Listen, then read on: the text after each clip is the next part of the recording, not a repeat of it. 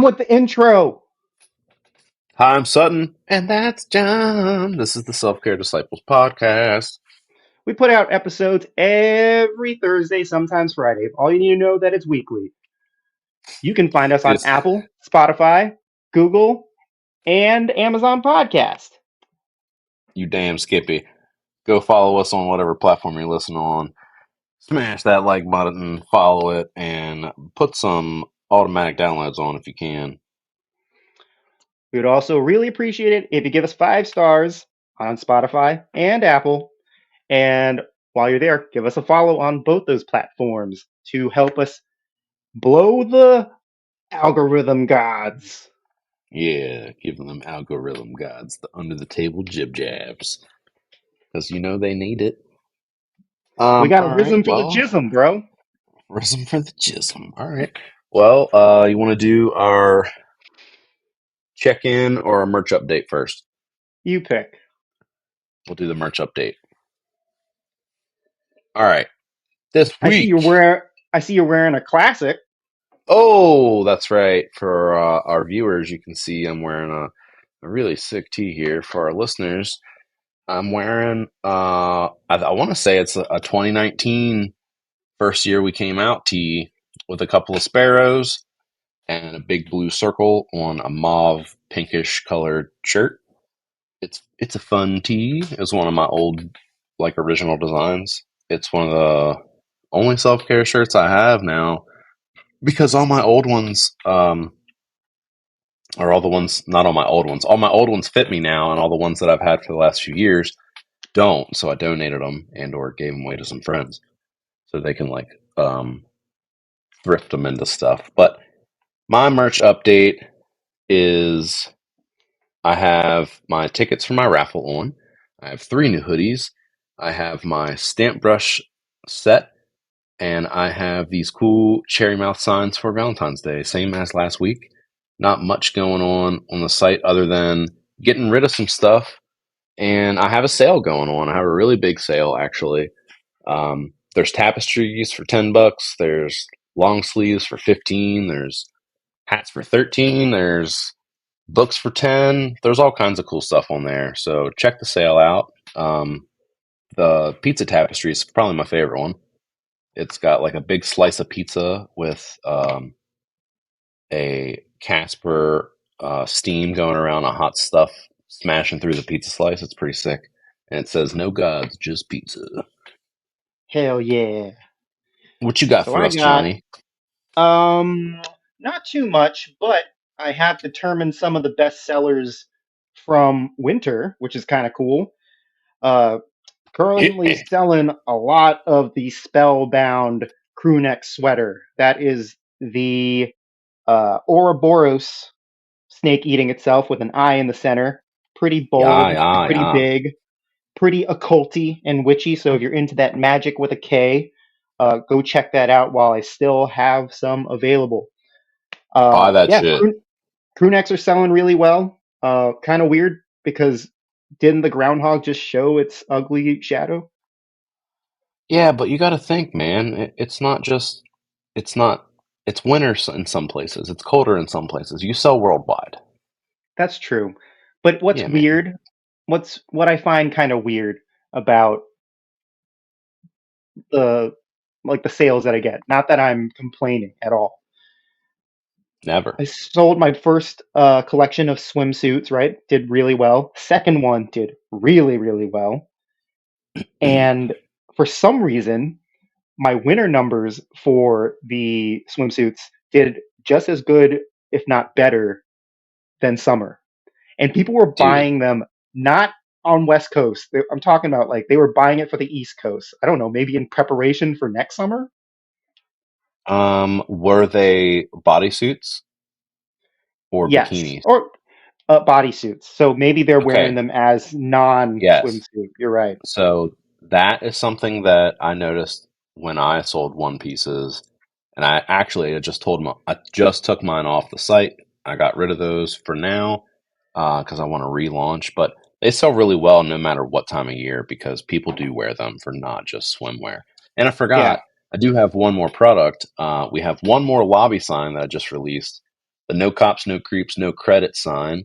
It's pretty sick. Shane Harris from the Other Place Signs designed it for us, and it comes in three different colors: blue, yellow, and like a pink. And for our viewers, I'll show it on the camera here from my phone. You can kind of see it.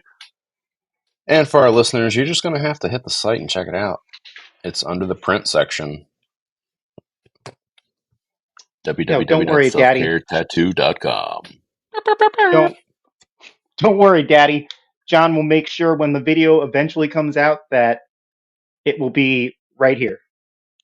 You damn skippy baby, yeah. Hopefully, they'll still be available when this video comes out. Well, hopefully they won't, and that they've sold out by then. But if you're a listener and you're hoping they're still there, they probably are, because my shit doesn't sell very fast as it used to. It will again though. We're getting there. Manifest that shit. You damn skippy. So hit me with your check-in. My check-in. I am doing great. Uh, I told myself today that I was not going to drink for this episode because I noticed some alarming behavior in the editing process. I had to edit a lot of beer can clicks, and Oh, that's what it yeah, was. that was not fun. It got to a point where, so in our last episode, I drank over 7 beers in a Oh course of an my, I hour did and a not half. notice that. Yeah, I was like stacking them up on the hotel desk. It got to a point where when I was editing the audio, I would recognize what the little blip was. I didn't even have to listen to it. I was like, "That's six." Oh my God, that's ridiculous. Well, I'm glad you recognized it, and I'm glad that you did something about it immediately, because Yeah. that's it's good to know, and I'm sure that our listeners notice as much as I did as far as you talking about drinking. Well, I, don't be like shy to bring it up, because I think that's how I got myself in trouble the first time. Is that no one brought it up. They were just like, "Oh, just Yeah. John's just being John," Oh, he's and just having fun. yeah, and no one checked me until my wife eventually was like, "What is going on?" Because that famous saying, "Ha-has turns to boo-hoos real quick." Yeah, well, I was gonna literally say something to you before we started recording, but you said something to me before I could, so that's Oh, great. I was just excited to share it because I was like, I'm proud of myself for acknowledging it. And instead, we are drinking Julie's liquid Italian cocaine. That is Ooh, la baza. 6 shots, You're crazy. um, with lion's mane mushroom down here in the bottom that's been I was steeping gonna for say, you got some of them overnight. mushrooms in there? You crazy boy. Always. That's You how my crazy. that's how my memory is so good, man. Something that I'm proud of. Uh, After our last conversation about manifestation and setting intentions, I started using my scheduling app again, where I time block everything so I keep Very myself nice. on track. So I like 15 it. minutes before the next task, it will alert me so I can prepare myself and stop or begin to stop what I'm doing on that current task and move on. And I've even segmented by color based on personal life, day job, and personal work slash self care stuff. Then bedtime. So I'm trying to stick with it. So far, so good. The last time I did it, it was not great because I kept on going overtime, like overlapping, and just Mm. saying, "Oh, it's fine. I'll just extend this." This time, I have locked every task. I cannot change them unless I delete the task completely, and doing that will end up deleting all the future weekly tasks. So I am sticking to it, and I didn't even know that I bought a lifetime subscription to this. For those of What you the who fuck? this dude, that's why I'm saying through these conversations, I really think that I have an attention deficit disorder What because app I is it? it is called structured, and it's specifically for the busy brain ADD ADHD Mind. Okay. I'm gonna check it out. It's Structure. very, I very like good. that. I've been using Opal for the last few days, and I like that. Nice. And I'm also getting a whiteboard. It's coming in the mail. Oh, fuck yeah, dude. I'm so glad you're getting a whiteboard. And it's meant to be too, because remember that little blank space where I was sitting in my little cuck chair Yeah, yeah, yeah, where I said, "Oh, I'm gonna make a Zen pentagram." yeah. Whiteboard, son. White fucking First of board. all, first of all, Zentagram. We already established a term for this. Don't go back on the terminology. Oh God, You dildo. bro! I was collecting them to start the Zentagram. All right. Tell us what flavor you got this week, John, before I get into my check in. Oh, it's Sponsored the by same Zen. shit. Sponsored by Zen. Just tell If you don't us. have a if you don't have a problem, you will. Goddamn right Um, you will. Too but yeah, easy. that's my check-in. All right, cool. My check in today was good. I did a fun tattoo. Um, I offered 5 free tattoos to people with more heavily melanated skin in the area so that I could, one, let it be known that that's something that we can do at the shop, two, kind of break that stigma around like the false knowledge that's been spread of like melanated skin can't take color and yada yada. And three, give me more practice with it because it's something that's important for me to practice on every skin type. So I got to do that, which was sick. He got some boxing gloves, so we did black and gray with red, and it was just really awesome seeing him look in the mirror and smile and be like, "Dude, I would have never thought that my skin could take color. Like that's so cool." And he's, I want to say, like your average skin toned black male, like not light skin, not dark skin, just like right in the middle. And red shows up perfect on that skin tone. So it was the perfect intro for him, and it was his first color tattoo.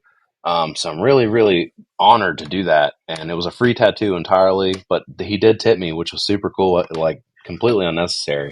Um, but he was just grateful, and he's like, "Yo, give me your Venmo." And then he was planning shit for his next tattoo before he was leaving. Like, I want to get some Star Wars stuff on my chest, and there's this Pokemon thing I want to get, and yada yada. So it was just really cool having him in there. And he's come there to get tattooed before actually, but he just got black and gray that time.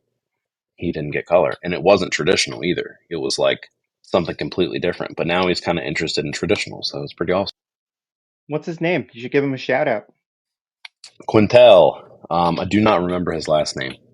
But Oh, good. I Quintel, don't shout think we need out. to Thank share you that. so much for Did he check coming out? in and getting tattooed.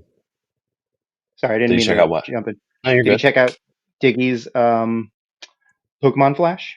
Yes, I saw he actually, that posted was the that. Pokemon stuff that he was talking about, and he was super hype on that. I'm super proud of, I'll make that my proud moment. Something I'm proud of is Diggy's been cranking out the Flash, dude. And I gotta say that I helped inspire this because the motherfucker was like waiting for years to do Pokemon Flash, and now we don't know why. I keep asking him, "Why'd you wait?" He's like, "I don't fucking know."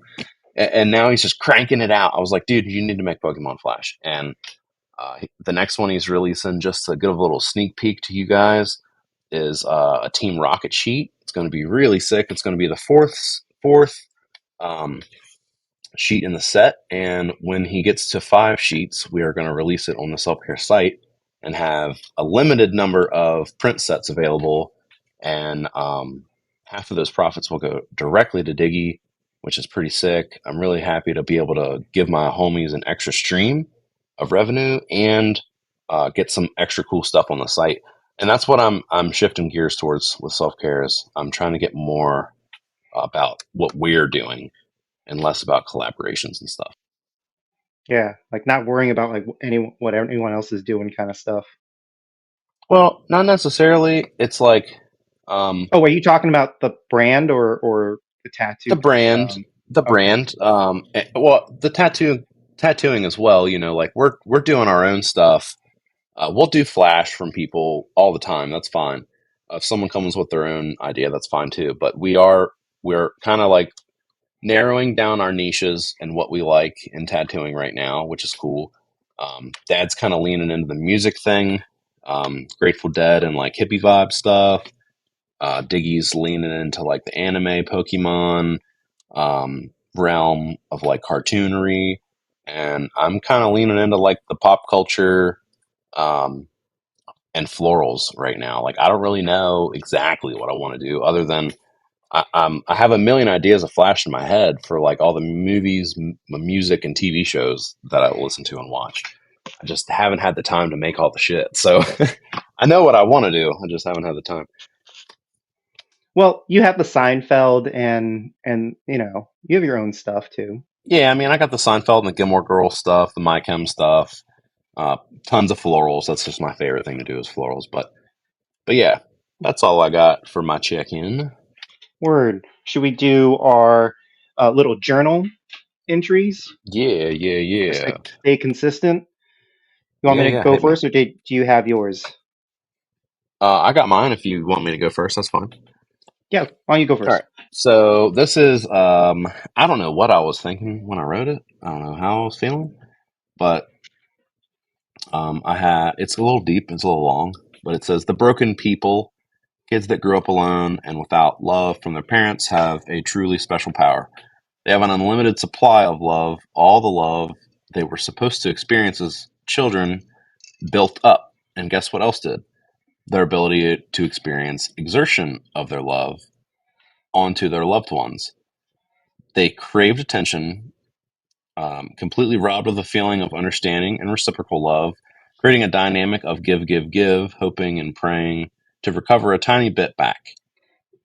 They've built up a fallout shelter of love. This is also a curse, for they cannot stop. They care too much. Their empathy cuts too deep and leaves them tattered and lonely. It builds their walls, and the cycle starts counterclockwise.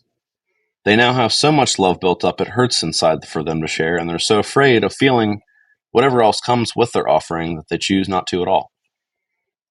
And then it hits me with that Pig Destroyer lyric that we talked about in another episode. The boy of paper skin craves the kiss of the girl of broken glass. And I don't know, that's all I got for my journal entry. It's just Yeah, that's a really, really something nice. random that I wrote down, and it was weird, but it reminded me of that Pig Destroyer lyric, so I wrote it at the end. Yeah. Well, it is 100% true because you have so much love to give. Also, happy birthday. Happy belated birthday. Oh shit! Thanks, dog. Yeah, I had a pretty awesome birthday. Thanks to everyone that gave me some birthday love. Yeah. Um and I'm one of like I'm really terrible at like sharing my feelings because I think I'm also very reserved and scared of getting hurt. So when I was like, you know what, just let it all out, John. Tell them how you feel, even though it's really silly in an Instagram post.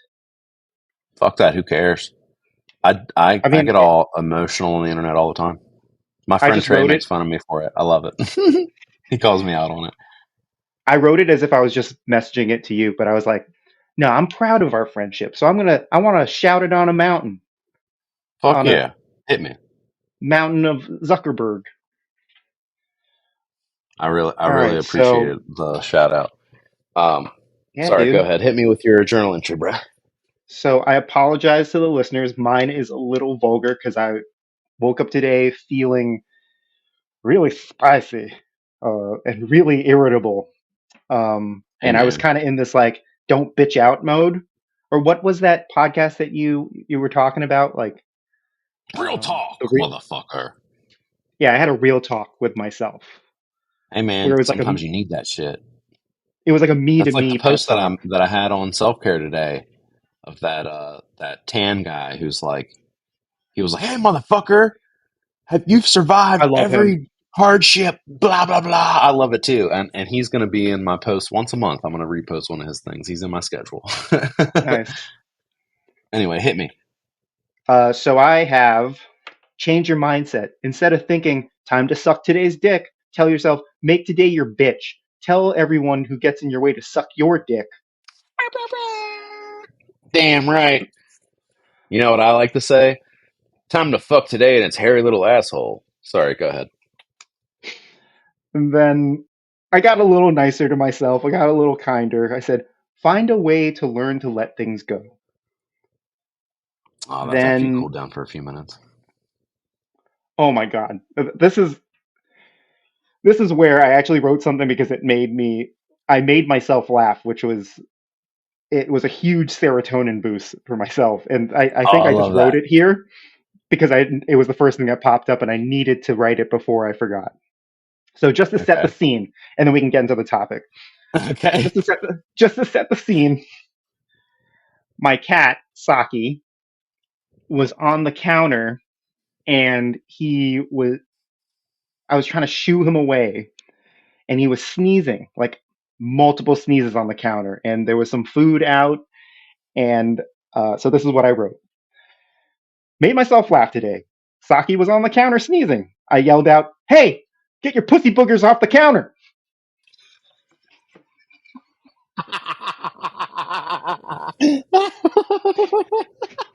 Pussy boogers. Dude, Mary's looking at me like I'm the biggest idiot right now. Because I just started busting out laughing because she can't hear you. Oh, God. Hey, And my get your pussy boogers. Oh, God. Go ahead. and my wife is sitting right there, and I guess this would be the white Midwestern girl's version of "Hey yo." She was just like, "Jesus Christ, John!" Cheese and rice, Jonathan. Oh, my And we God. just That's so both funny. just started exploding with laughter because I didn't even know that those words came out of my mouth, and I didn't realize what it actually sounded like. Get your So pussy boogers. That reminds me of something random I wrote on my whiteboard the other day. Something that I thought was funny at the time. It made me laugh out loud. And it said, it was something I was gonna say here, but I don't remember what it was about. And it said, I don't care if you're vegetarian or you eat apple taters, uh, it's finger licking good. I don't remember what I was talking about, but I was gonna like talk about something that I ate this week. Like vegetarian or you eat apple taters. I was like, I don't know what the fuck I, that means. what's the context? I don't know, dude. I have no idea. I just write shit. That's the worry of having a whiteboard and a bunch of mental illnesses. Sometimes you just write a bunch of shit down, expecting that future you is going to know.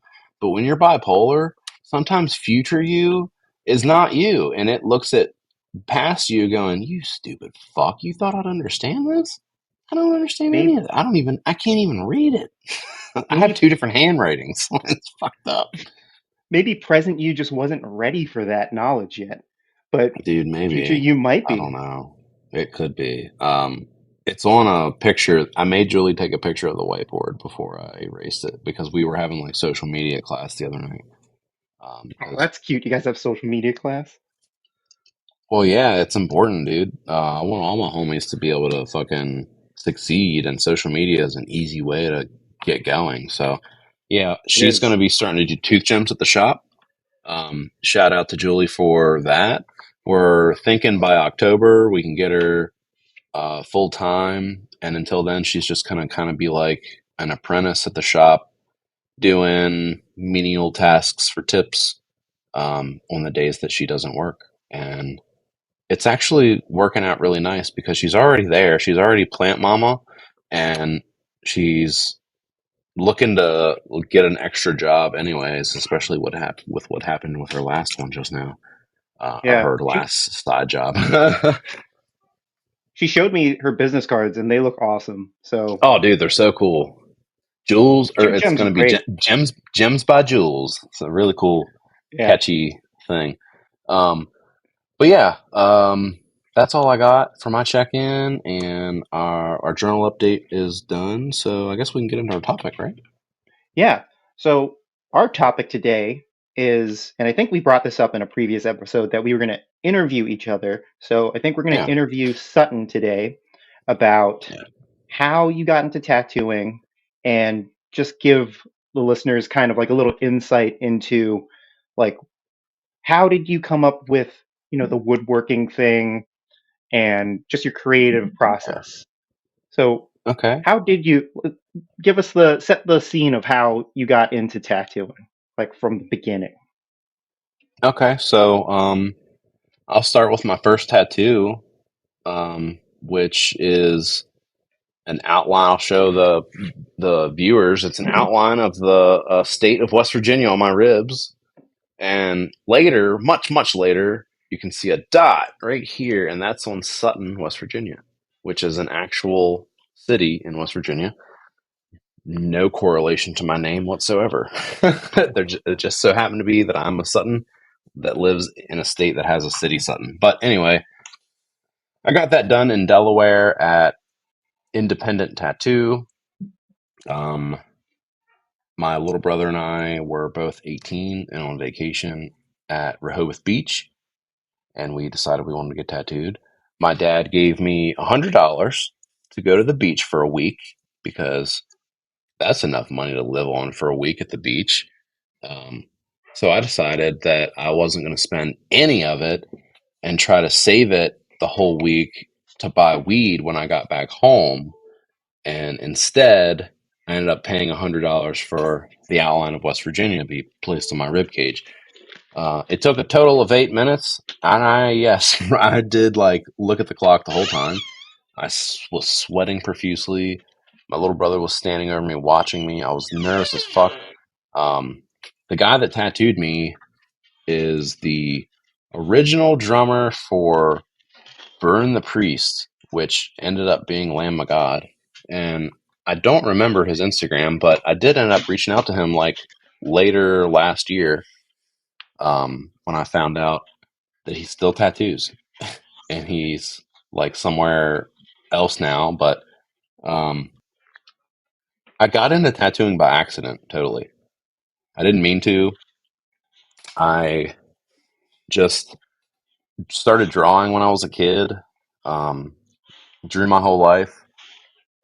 Started doing graffiti and stuff when I was in like early high school, later middle school years. Started drawing it on paper and then started doing it anywhere I could. Um, I love sticker bombing stuff. So in high school, when I was in graphic design class, I'd always be hijacking the vinyl machine to make like cool stickers or like cool graffiti out of to sticker bomb shit and just like my, put my tag everywhere. And actually, the guy that got me into tattooing was in graphic design class with me, Josh Stevens. He works at Sakura Tattoo in Winchester, Virginia. Um, he was drawing tattoo flash and stuff back in high school here and there, and I thought it was super cool. But I didn't think that I was going to get into that kind of art or have like an interest in it. I didn't think I could ever even draw it. It looked too complicated for me. And that's funny to say because it's like the least complicated to draw as far as what it looks like, you would think, but it really is more complicated to draw than people think. It's a lot harder to draw than what people think. Because you got to make something that doesn't exist, like, or make something that does exist look like something that doesn't. Like you're turning everything into almost a cartoon. Um, you're dumbing everything down and making it last forever. It's just weird. I never thought I'd get into it, but people started telling me I should do it when I started drawing like flowers and stuff in my like late teens, early 20s. And I was like, yeah, no, I've never had any interest in that. And then I got my first traditional tattoo, which was my third tattoo, and that was from Josh. And it's an Adventure Time piece on my left calf on the side. Um, and it's Finn and Jake's riding, or Finn's riding Jake through the Amethyst Mountains. It's super, super sick tattoo. And a funny story behind that actually is um, Josh had never taken a dab before. He didn't know what it was or anything. And I was like major, major into dabs and like hash oil when it first came out and shatter when it first came out. And I smoked so much of it, I made myself sick. And during my first actual tattoo, I'll call it, because it was a full color tattoo, I gave Josh his first dab, and we were at 100 Proof Tattoo in Martinsburg, West Virginia, which is still there. It's a fucking, it's there's a weird history there. I'll say. I don't want to say anything else about that place, but a lot of weird people and a lot of cool people have worked there. And there's actually an apprentice there right now that I don't remember her Instagram name or name. I'm sorry for that if she's a listener, but uh, I give her tips here and there when I can on stuff that I think that would help her. And she's actually a subscriber to our Patreon, so I feel really bad for not remembering her name, but I will remember it and post it. Yeah, when you do, But I'll add it anyway, to the description. yeah. But it was at a 100 Proof Tattoo, and I gave him his first dab, and he was like, "Dude, what the fuck is this?" Because you whip out a blowtorch, and you're like torching this fucking nail, and then you grab this like amber glass looking shit, and you break it, and it breaks like glass. And he's like, "Dude, this is weed." I'm like, "Yeah." He's like, "This looks like drugs." I'm like, "Nah, just smoke I this came here to shit." smoke. I came here to And I smoke just like, weed, not and fancy I just meth. like pull this fucking like 2 foot zong out of my truck, and I'm like, "Yeah, hit the shit." And he's like, "Okay." He fucking hits it, and he's like, "Oh my god." He exhales, and he's dying coughing for like 2 minutes, dude. He won't stop coughing. He's like puking coughing. And then he goes, "Holy shit, dude, can I have another one?" And it's like just like that Cheech and Chong scene where Chong hits that he like wakes up in the morning, looks for some weed, he grabs the roach jar, dumps out the roaches, finds the actual roach, kills it, puts it in the bowl, smokes it, coughs his ass off, and then goes, "Yeah," and like lights it again. It was just like that. So a tattoo that probably should have taken like an hour and a half ended up taking like 4, and he was just fucked up beyond belief. And the next day he texted me like, "Dude, you sure that was weed?" Because I'm like, "I'm still high." I was like, "Yeah, dude, that was weed. It's just like fucking concentrated crack weed." You know what I mean? Yeah, And shout out to him for surviving that, because I've given many a people their first dab, and oftentimes it doesn't go the way you expect it to. It doesn't go well. People just get too high, and they almost get stuck in like a K hole where they're just like, "Oh shit, I can't be unhigh. This is ridiculous." Uh, so yeah. don't do dabs. But 100 Proof Tattoos where he was, and he eventually moved to Sakura Tattoo in Winchester, and I started getting tattooed by him more. Um, And then I started getting tattooed by Aaron Robinson there, who's still there also. And then I just started drawing tattoo stuff, and I kind of liked it. And I sold a piece of art, and I was like, "Damn, this is pretty cool. I could like make a living selling art if it's this stuff." And I just loved it. So I dove deep into the history of it. I wanted to know who all the like grandfathers and mothers were, and figure out the history behind machines and all the different pieces of classic Flash and who did what first in that sense, and who all my favorite tattooers were at the time were like David Tevenel and Mike Chambers and um, I forget this guy's name, but he did a bunch of like mandala work back in the day. And then like Chris Garver and people like that. Those were the people that when I first started looking into tattoos, I was like, they're amazing. They're my favorite. And then I liked like Nick Kaiser, Dead Meat. And I started really leaning into Neo. So I started hanging out with the Sakura guys, and I wasn't necessarily trying to get an apprenticeship there, but I lived right around the corner. So I would just go get tattooed, and they would just hit me up being like, "Hey man, what are you doing? Like, we got nothing today. You want to come get tattooed? What, blah, blah." So I just go get tattooed when they were bored, and they'd hook it up. And I got bangers all up and down my arms and legs from them being bored and just hanging out, to where I started feeling like, man, like I have a bunch of tattoos. Maybe I should be a tattooer. I don't know. But I was a chef. Like I was a chef for 13 years before I started tattooing. So, my friend Tasha whose husband had just passed away. Rest in peace. Um, he was an incredible tattooer. I won't mention her last name or his name on here just in case they're not okay with it, but he was an incredible tattooer, and I was mega inspired by his work. Um, and she kind of inspired me to pursue the dream of being a tattooer because I started uh, while I was hanging out at Sakura, I was using like Prismacolor markers because that's the only medium that I really knew and liked and felt like I was okay at. And Aaron and Josh were like, "Nah, you got to learn how to paint." So I started learning how to paint, and I started hanging out with Tasha, and like we were online friends. Um, and then we met up in person, and she showed me all these paintings of his. I was like, "Man, I got to learn how to paint." So I started learning how to paint. She told me the story of how he became a tattooer, and basically it was like, he was a regular dude working a warehouse job. They got together, and she realized his dream wasn't going to happen unless someone helped him, and she fucking like pretty much footed the bill, as in like took care of the bills and stuff while he did his apprenticeship and did his thing, and then they made it happen. They manifested that shit, and she inspired me to do the same thing. I was like, I think I want to be a tattooer, and that was 11 or 12 years ago.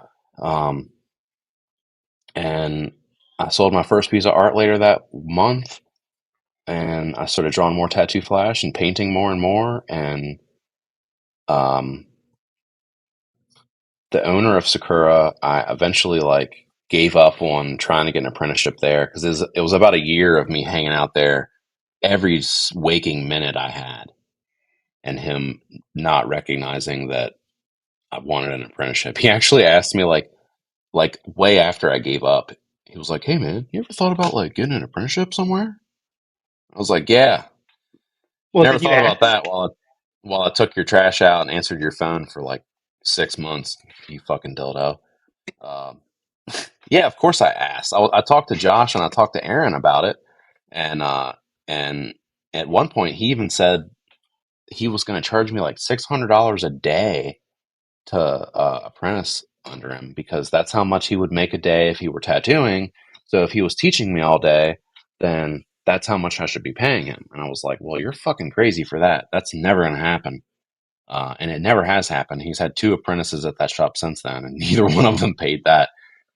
So I don't know what the fuck he was thinking coming up with that. He just didn't like me at the time, so it was like any excuse he could give me to like deter me from wanting to work there. And it's funny because we're cool now, and actually, I think I've always loved his work, and I've always thought he was a great dude. Um, but we just butted heads there for a while because I was like, "Hey, I want to work here," and he was like, "Well, fuck you." Um, just didn't like me. I don't know. Hmm. Weird. But I don't know. It didn't deter me, man. And I got an apprenticeship at this place in Martinsburg, West Virginia, close to my hometown, Shepherdstown, and it lasted like 3 months or so. And I went like 2 days a week. The 2 days I had off a week when I was a chef, and um, the woman there, Tracy, she's a good tattooer. She's been doing it for a long time. She wasn't exactly who I wanted to learn under, but I was like, man, I want to get a foot in the door. It doesn't matter who, I just want to learn so that I can do my thing. And I ended up getting a new job, and my days off were the only days that the shop was closed. So my apprenticeship ended mega early. And then I got offered another apprenticeship from Incognito in Chambersburg, Maryland, or Chambersburg, PA. And I ended up going to rehab the day I was supposed to start that apprenticeship. So Erica, the owner, gave me an apprenticeship, and I just fucked up in my life in the process. And the day I was supposed to start, went to rehab to get my life together. And while I was in there for 6 months, um, I painted my ass off, and that's all I did the 6 months prior to that for like a year straight. Man, I just painted constantly. If you hit up anyone that has known me from back then, they'll tell you that's all I ever did. You hit me up and say, "What are you doing?" Sutton's painting. You want to hang out? You better be prepared to paint because I'm going to force you to paint with me too. Um, I just wanted to be a tattooer. That's all I wanted, man. I was constantly trying to promote my art and make it. And eventually, I get out of rehab. I got offered a potential spot from a bigger name tattooer out in Philadelphia, and that didn't work out either because I didn't have the money to move. And I was silly enough to ask him like, "Hey, would you hold the spot while I save money?" You know what I mean? I just didn't even hear anything back from him for like 6 months, and he had gotten a new apprentice by then. And that's how it goes. You have a bunch of fucking missed opportunities or opportunities that almost were what you thought that you wanted, um, before you make something happen. And I went through a bunch of shit like that. I get out of rehab, and a few years go by. I'm still doing fine dining. I'm still a chef. I'm still painting every night. Every time I go to work, I'm painting in the slow times, like before. If we're dead and we get two tables in that night, I'm painting in the kitchen. Like I'm painting flash. I'm going to get tattooed anytime I can still. And eventually, I ended up in Uniontown, PA, working at Nemacolin, and I had a mental breakdown. And the next day, I started self care clothing. Um, I had an iPad and a dream of selling t shirts. And when I was in high school, I sold t shirts with my first clothing company. I dropped out of school for it, actually. It was called Cryptic Designs. It did nothing. It lasted a few months. I sold a couple dozen t shirts. It was miserable failure. And then I became a cook. But I eventually became a chef and loved that. So that was cool. Um, But I started my brand, and then I kind of put tattooing on the back burner because I was like, I want to follow this brand thing. And then Billy White, in Ohio, in Zanesville, Ohio, Red Rose Tattoo, is the owner there. He's done my hands and back. He's a really, really great dude. Love that. I love him. I love all the people that work there with him. He offered me an apprenticeship there while I was doing self care, and he was like, "Dude, you just need to do it. Just fucking quit being a bitch and do it." I'm like, "All right." And he was like, "Just order the shit and fucking do it out of your house, dude. It's Pennsylvania, whatever." And I was like, "All right." And he was like, "Just get this and this and this." And I was like, "Okay." And then he was like, "Nah, just get an apartment in Ohio and come out here like 4 days a week, live here and there." And I brought it up to my wife at the time. I was like, "Hey, I want to do this," and she was like, "I don't know if we'll survive that." So, I at the same time was talking to Tony, Dad, um, who's now one of the co-founders of Self Care. And this was about 2 years before we opened the shop. I was talking to him because his shop had just shut down during COVID, and I just opened Self Care, and he had bought a hat, and we were just conversing. I was like, "Oh, he's a tattooer in the area. That'd be cool to learn from him." And he was like, "I'd love to teach you how to tattoo." Before I even got to ask him, I was like, "Holy shit!" And he goes, "But I got one stipulation. You have to be better than me within 6 months." And then he goes, "You know what? I got two stipulations. You have to tattoo me whenever I want for free for the rest of my life, even when you're rich and famous and you forget about me." And I was like, this guy's fucking awesome. I don't even know him. And he's like hyping me up.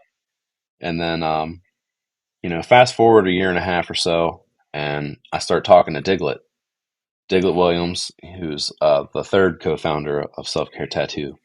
And he was working with a fucking Nazi who he was trying to get away from because he didn't know he was a Nazi when he started working with him at this place called National Pike in Uniontown, PA, which still exists, actually. It's kind of crazy.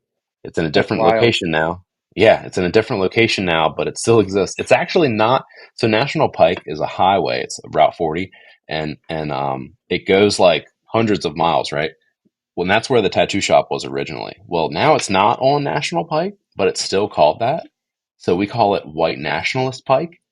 White National. We call it White Nationalist Tattoo because this guy literally tattoos like Nazi symbols on people. It's ridiculous. Um, That's wild. yeah, it's ridiculous. So, anyways, he calls me one day out of the blue, and I'm like, he calls. He's, "Is this self care clothing?" I'm like, "Yeah." He goes, "Hey, this is Diglett. I live in Uniontown. I didn't know you guys were here. What the fuck?"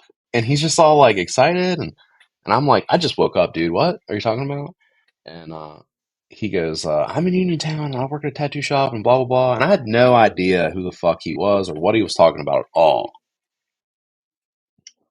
But then later that day, I checked my orders and I was like, okay, he's placed a couple orders. This is cool. And I started talking to him about him and his mentor at the time, because I didn't know he was a Nazi, about opening up a shop. So I'm talking to these two guys, and then I'm talking to Dad about opening up a shop behind the scenes while I'm doing the self care clothing thing. And then I got a shop. So I moved self care clothing out of my spare bedroom, and I got a little office, and I moved everything into there, and I split that with my wife. And then during that, um, Tony started working at a skate shop, tattooing out of that. And I was like, man, that's pretty cool. I really like that you got something now. And I was like, damn, man, there goes my dreams of like opening up a shop and learning from him. Um, Maybe it'll still work out with Chris and Diglett. And a month or two goes by, and this spot opens up across the street. And I was growing out of this MySpace because I was sharing it with my wife. She's a photographer, incredible photographer actually. She does newborns and stuff. It's Lala Yegg's photography.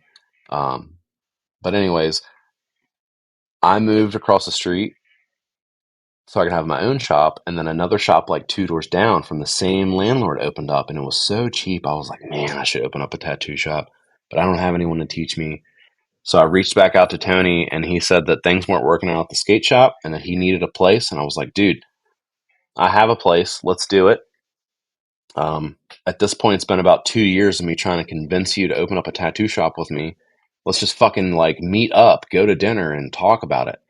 So we agreed to that. We go to dinner. We like each other. Um, I hang out with That Diggy was the more. first We like, time.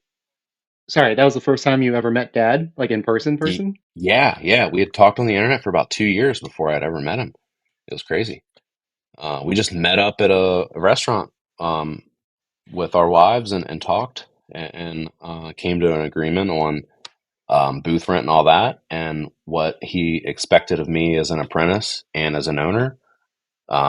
And I had the same kind of conversation with the other two guys, and then we ended up having a falling out with the Nazi guy because I found out he was a Nazi, and then Diglett was like, "Dude, please let me come." Still, I'm not about that shit. He is not a representation of me at all. We are completely different people. I don't want to be a part of his shit at all. So I was like, all right. So while I was waiting for the self care tattoo location to open up, it was a head shop at the time.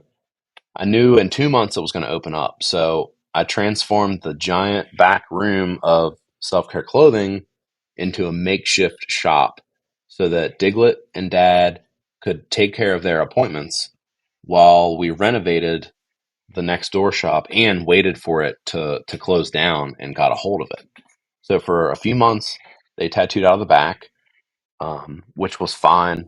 It was just small and a little cramped if they both were tattooing, but it was rare for them both to be tattooing because Dad was working at My Tree at the time, which is a dispensary around here. He was like their process manager. So while he was doing that part time, coming back on, Diglett taught me everything he could about like setting up and breaking down, how to make stencils, um, different stuff about different colored inks and different needle groupings. And I just watched him tattoo just like I did at the other shops. You know, like when I was at Sakura, I learned a lot, man. I watched them tattoo for days on end, and I was that annoying kid getting tattooed, going, "What are you using? A seven? Using a seven liner? Oh, using like a 12 mag or using an 11 mag?" I was just like guessing shit that I had nothing to know about, Well, you might what as we well all if you're do. there hanging out, you know. You pick their brain and you try to figure shit out, and so eventually, Dad left My Tree and came on full time, and that's when I really started learning about machines. And he made me like take them apart and put them back together. Um, and I had like this fucked up tester machine that he would make me try to make run, but he knew it that it didn't run, Oh, and, so it was like and a that I dummy had to like, machine. yeah. He'd be like, "What's wrong with it?" And I'm like, "I don't know." And he's like, "Well, you tell me," and, and Help me! yeah. And I'd be like, I don't know shit, you know what I mean? I'd be like sitting there fucking turning shit on my machines, fucking them up, and like I got these brand new Corey Rogers like custom built machines for my birthday, 2 years before I started tattooing, because he's a homie of ours and a supporter of self care, and we became friends through the brand. And I don't know how many machines he made for non tattooers or for people that um, weren't tattooers yet, but I want to say it's few and far between. So I'm really happy about that. And I still use those machines literally every fucking day. I just used them today, um, the liner and the shader. But anyway, um, then I'd say a handful of months into my apprenticeship, um, of just drawing flash and like watching them tattoo. Dad let me do a fake skin, and then after the fake skin, there was like a 2 week lag of like, what are we doing? Like, I'm just kind of watching you guys tattoo. Am I ready to like tattoo people or like what? Because at this point they were looking at it like, hey man, you've only been an apprentice for a few months, but you've been trying to become an apprentice for over a decade. You've been painting for a decade at this point, and you've been getting tattooed for like 15 years. What's the harm in just like letting you try it out on someone? And my little brother always wanted me to tattoo him first. So I messaged him. I was like, hey, man, they said that I'm like allowed to try to tattoo someone, even though it's super early. Would you mind? And I'm like, not even finished my sentence. He's like, I want a fucking scythe. I want a dagger. I don't know. It's got to be on my leg. He's just like telling me what he wants. So This we is little schedule bro it. who I was. did it. This is your little Bill. brother who's in a black metal band, right? Yeah, Athame. Shout out to Athame. So he comes down. I practiced the scythe that I did on him on two fake skins the day before. So I did it like 8 times, lined it, shaded it, colored it like 8 times. And Dad and Diggy were like, "All right, we're confident that you can tattoo a person." And they were also making me like do their setups and breakdowns, and showing me like every time I ever set up anything. They were coming and double checking everything, and like they'd fuck with me and like make sure something was missing or whatever. They didn't fuck with me too much because I'm the owner, and I think they didn't want to like step on my toes and like butt hurt me. But they fuck with me enough to where it's great. It's a good dynamic. So I do my first tattoo, and it wasn't horrible. I didn't blow it out. Um, I overworked a little bit of the black shading, but touched it up in another tattoo later on him. And later that day, they allowed me to post that I was doing tip-based tattoos. I did tip-based tattoos for 3 or 4 months before I started charging like an apprentice rate. Um, and that's it, man. I mean, it's been on ever since. And I Dude, feel like I'm out of breath because I haven't stopped talking in like fucking 20 minutes. Jesus Christ. 20 minutes, but I love to listen to it. Dude, you say you don't have any interesting tattoo stories. That's a great story because, you know, I knew that you had been, like, when we first met, we started talking about how you had opportunities to become, an apprentice, but, things just kept on getting delayed or there were certain roadblocks. But it sounds like it was all worth it because it's not like you didn't retain any knowledge. And by the time the everything was ready, you had the perfect situation of Dad and Diggy.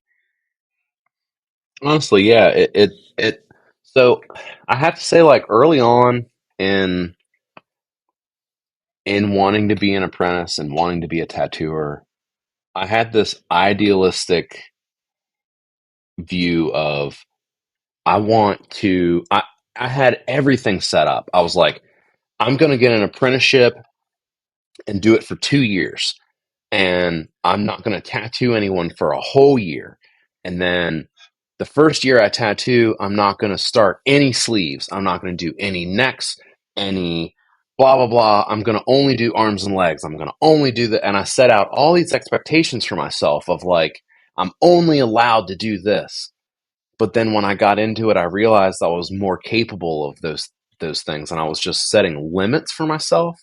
So I blew past them, and I pretty much I did whatever Dad and Diggy allowed me to do. And if I was uncomfortable with it, I'd tell them, and they'd be like, "I'm glad you told me that. Don't do it yet." Or in some situations, they'd be like, I think you should do it. Like, I think you're just, psyching yourself out or whatever. So it wasn't the ideal situation of what I thought it was going to be 10 years ago or so, but it literally couldn't have happened any better, in my opinion, because I got two people out of situations that they didn't want to be in, and I got to learn how to tattoo out of it, and that was my end game. That was it. That's why all of this started, just because I wanted to fucking tattoo people. Yeah. I mean, it also sounds like the stars all aligned because you also got to do it under your terms because you own the shop. Yeah, yeah, true. And I will say, I know we talked about it in our pre recording, not to mention it, but I'm going to give a quick little extra story that I didn't say. So, since I already said his name once, a bigger name tattooer in Philadelphia, Mike Chambers, was the person who offered me an apprenticeship. Well, he offered an opportunity for an apprenticeship, okay? And the story behind that I'll do real quick, okay? So I'm in rehab, and I'm only going to say this because I don't think he knows this side of the story, and I think it'd be funny to send this to him so that he can hear my side of it. So I'm in rehab, and I steal my phone back from one of the counselors so that I can listen to music and get on the internet and post my paintings on Instagram to try to promote myself because I'm still trying to get an apprenticeship in rehab, bro. I'm like, I'm like, who wants a Grim Tiger? Like, like I'm like selling commissions online. I'm like, I got a PayPal card, and they're like, how is he buying cigarettes all the time? I'm like, I'm selling paintings, and I'm fucking slanging them out of the post office when y'all ain't paying attention. Uh, so, anyways, I get a comment on one of my paintings, and I still remember it was a clipper ship with a little ship wheel in front of it, and a couple of flowers, and it was Mike Chambers, and he said, "Where are you located?" And I responded immediately. I'm like, "Morgantown," and he was like, "Hit me up after the holidays," and I'm like, "What? Holy shit!" I lose my mind. So I'm like, "What does that mean after the holidays?" Well, it's near Christmas, so does that mean after Christmas or after New Year's? So of course I'm too impatient. I hit him up like the day after Christmas. Like, I'm not even after New Year's, not even a couple days after, like day after. I'm like, hey, buddy, I know you said this, blah, blah, blah, blah, blah, blah. And he goes, Well, he wasn't specific, if, so yeah, so he goes, hit me up after New Year's and we'll talk. And I was like, okay. So I messaged him again a couple days after. I actually gave it some time. And long story short, he invited me out to come hang out and just see the shop and see how I liked it there and how they liked me. So I got to go hang out with him and Jeff Miller and um, Jake Beldine and Carlos Perez, I believe, worked there at the time, and got to hang out with all those dudes, which was super sick. And Kate Collins worked there at the time, and so did Gianna Phillips, but neither one of them were there that weekend. They were going to like Italy that weekend or something.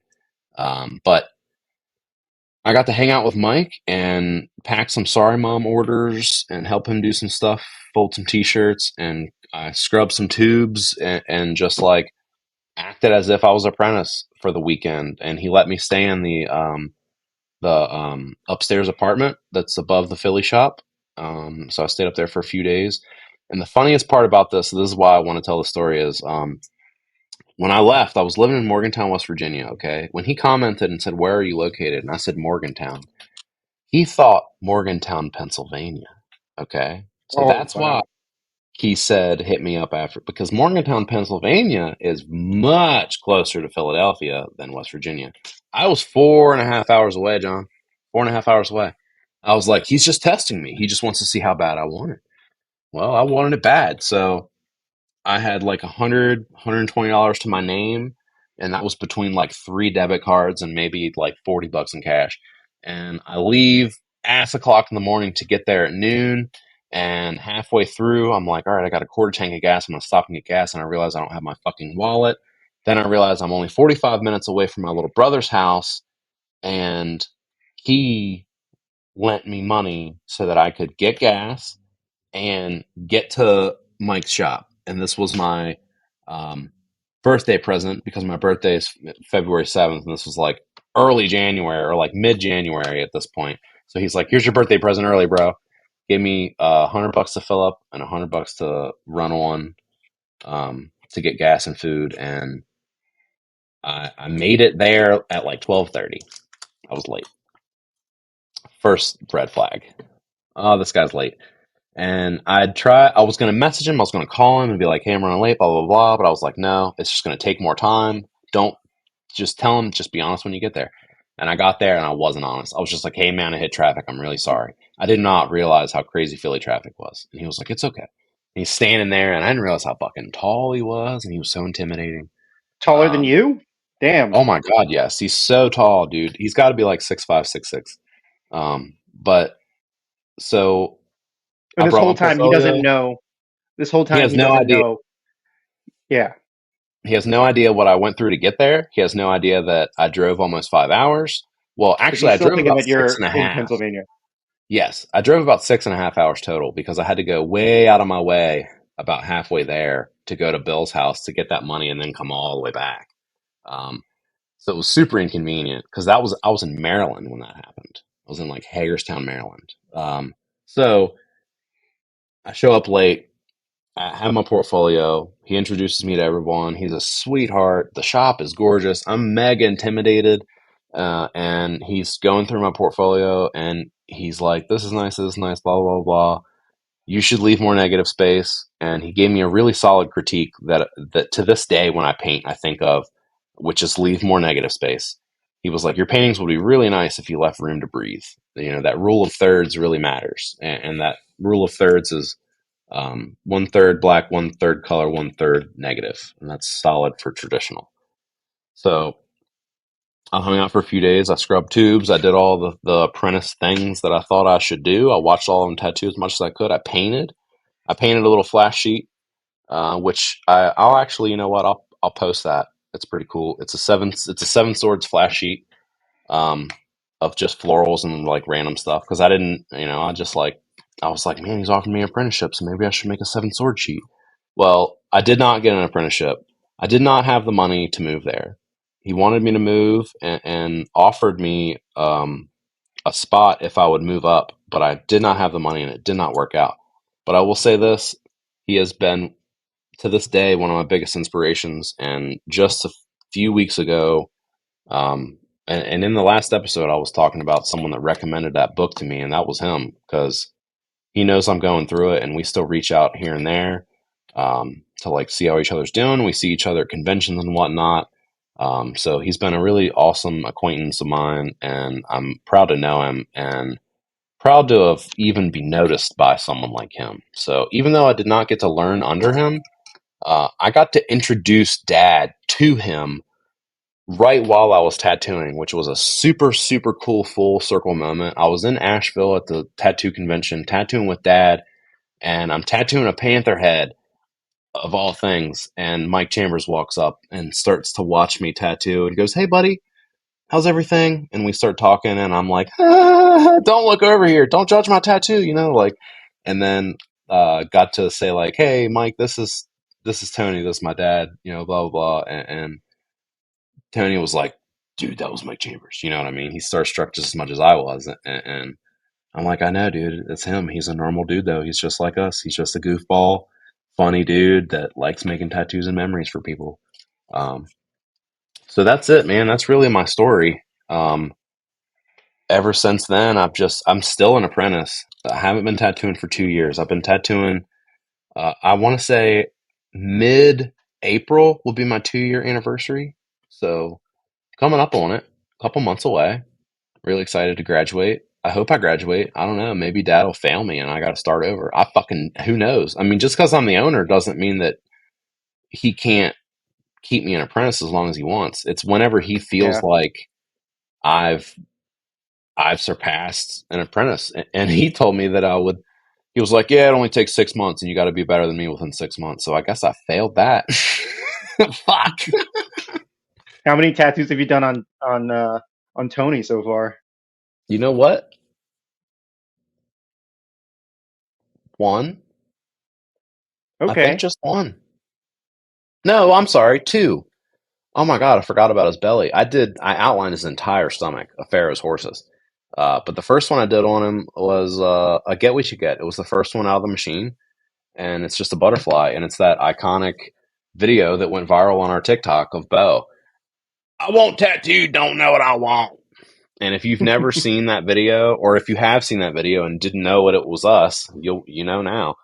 Um, that video has had like 5.5 million views because Dad's the funniest motherfucker we have at the shop. He's hilarious, and I'm constantly trying to promote everyone at the shop best I can.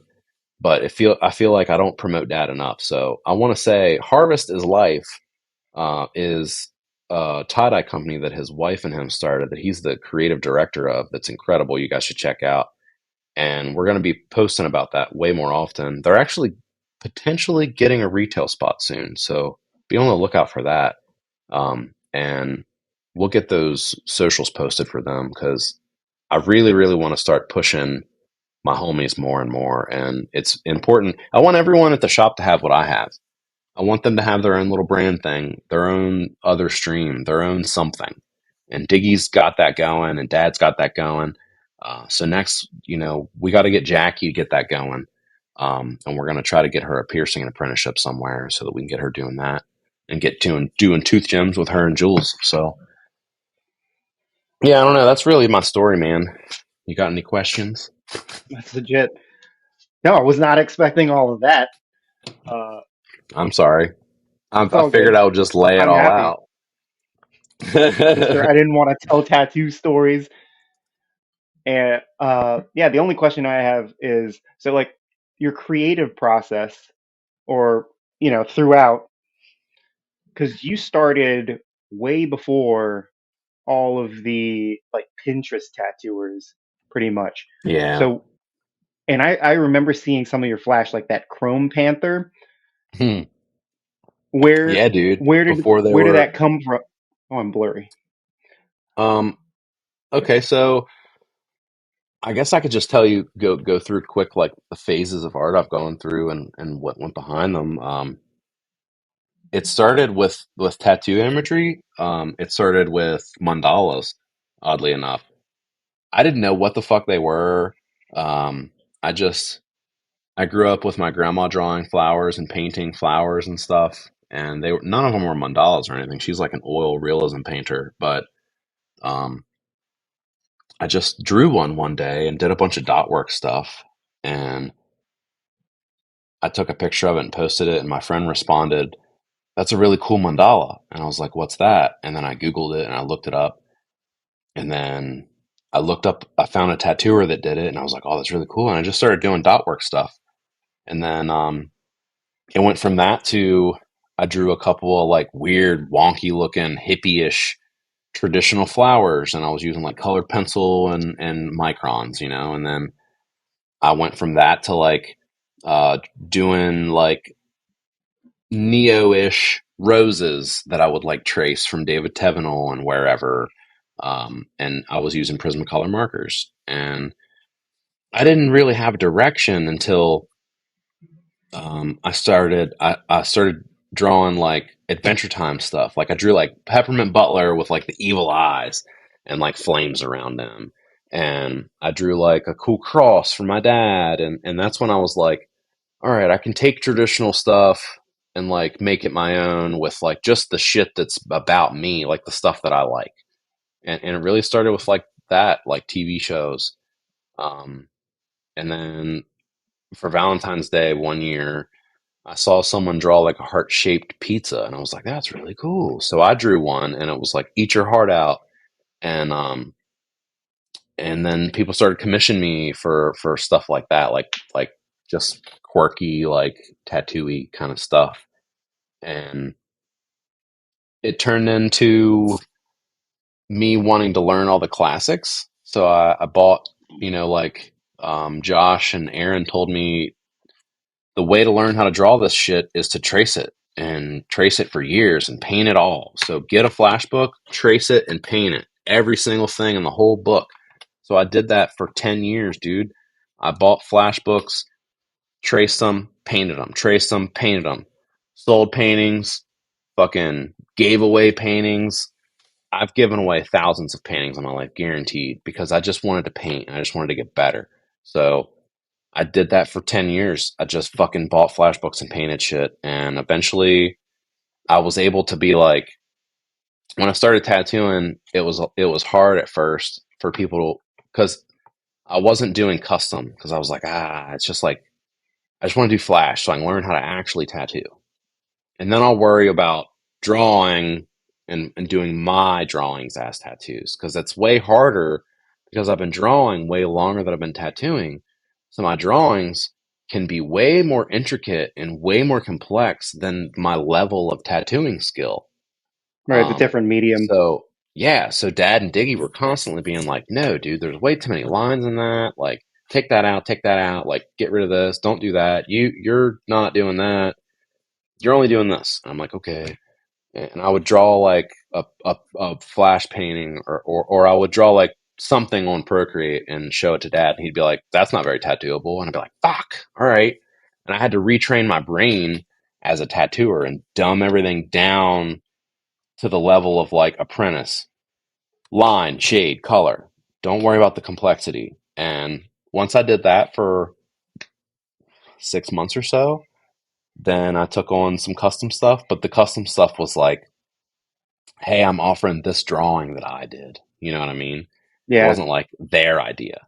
And then maybe a year in or so, I started taking like their idea and drawing stuff. And then I don't honestly, I'd only say within the last 6 months or so, dude, I've been confident in being able to take someone's idea and turn it into a drawing that looks like I drew it. Um, or think of Like make it your something, own. yeah, or think of something and then just draw it in my style in traditional.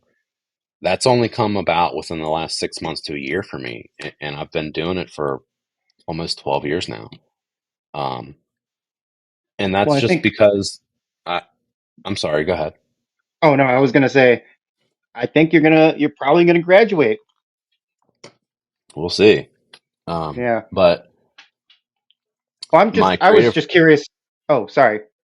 I was just gonna say, uh, now that I think about it, about the question, you know, trying to understand your creative process, I'm also just trying to figure out because I have been in a huge creative block. well, that's what I was Like, going to say. I was going to give you the actual process too. oh yeah, but I also like So because I see some of your stuff, and I'm like, where the fuck did he come up with that? let me grab a drink real quick. Yeah, Um, because I actually, you have want to take a noticed. bathroom? You want to take a bathroom break so we can pause this for a second? Sure. I Oh mean, you yeah, can just and edit this. You can just edit this yeah, part out. No big man, deal. I knew I should have checked in with you to see if you needed to go to the bathroom. It's okay. We'll just edit this part out, and then there'll be like a minute block of no video. No, I'm gonna have Fuck to 'em. do a cheesy transition. Ba-bum. Sorry if I've been talking way too much, man. No, dude, I'm having a really good time just listening. I feel like with interviews, that's usually how they go. It's like they just talk and blah blah blah. And I'm about done, but I'll tell you my creative process, and then we can wrap up.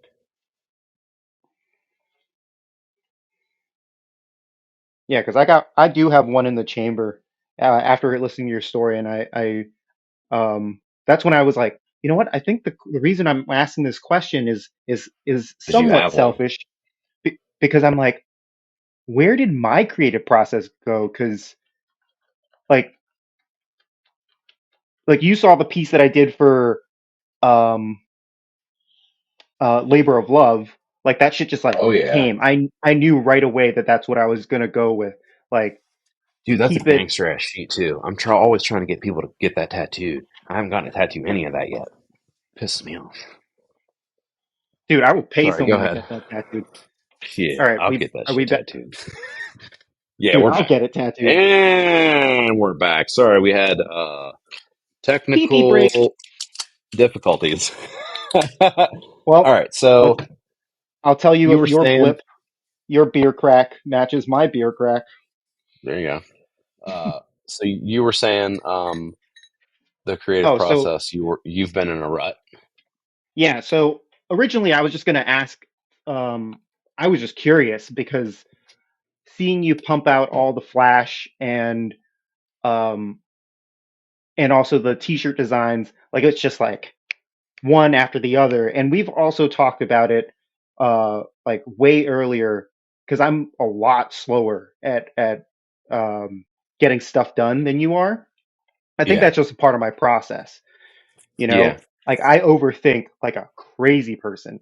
I even have to like kind of be my own Tony. And I think I also like I show stuff to you and a couple of my other tattoo artist friends just as get a critique because I constantly think that I overwork lines.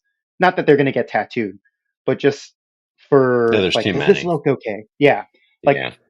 I'm my own biggest critic, and I beat myself up like crazy.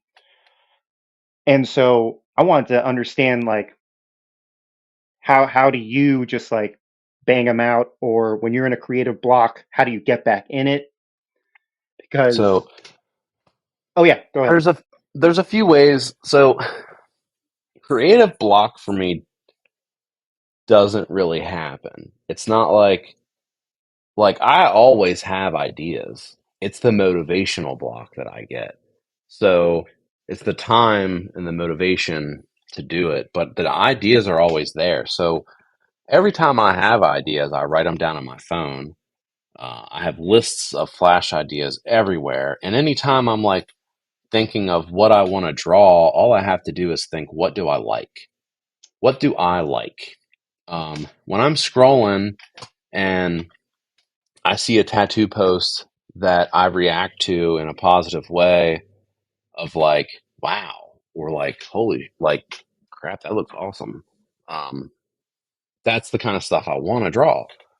And the stuff that I'm interested in, like the shows, the movies, the TV, um, like just my interests in general are things that I'll draw.